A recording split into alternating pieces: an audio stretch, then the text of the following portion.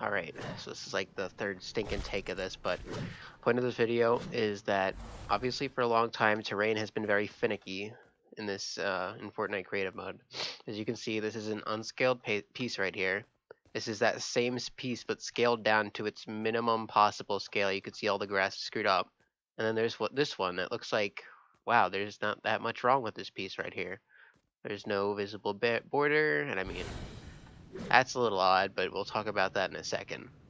So for the most part, what I've seen other people doing, what I've done myself, oh my goodness game, why do you have to make it nighttime right when I do the take that I want to use? Make it like 12 p.m. Whatever.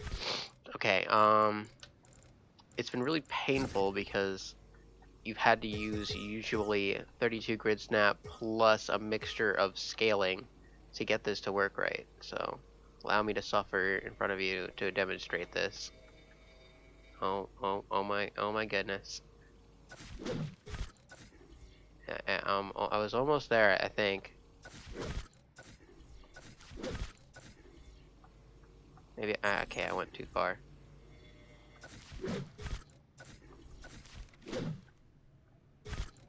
Well, the point of it is 32 grid snap is annoying and very painful to use.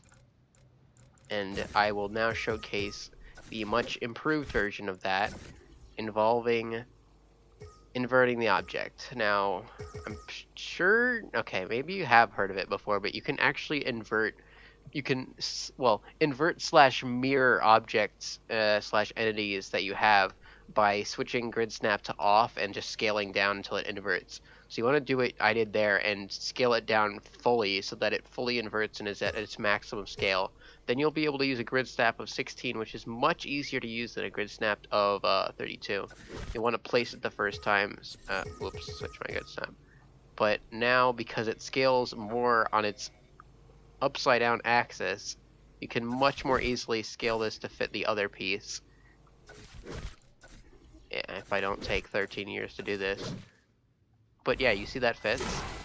The grass isn't visible, so it's not all ugly because it's scaled.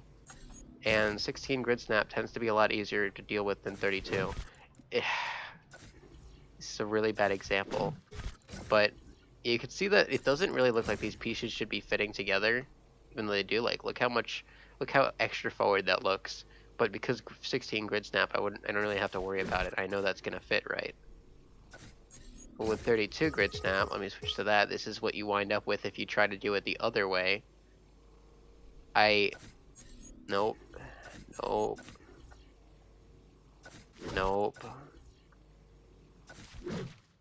Ding ding ding. Like, okay, my goodness, that was so painful to do. So I feel like this tip is going to save a lot of people a lot of time and a lot of aesthetic, because stretching your grass out like this is what you would have wound up on the top side if you used the normal 32 grid snap method. But avoiding that altogether, you can just put the grass on yourself from one of these galleries over here, which is what I did on my examples. And this works for all galleries. Tested it on a normal grass gallery too, so you can know for sure that this works, not just on the swamp gallery. Make sure to like, comment, and subscribe if you like this content. I'll see y'all in the next one. Bye.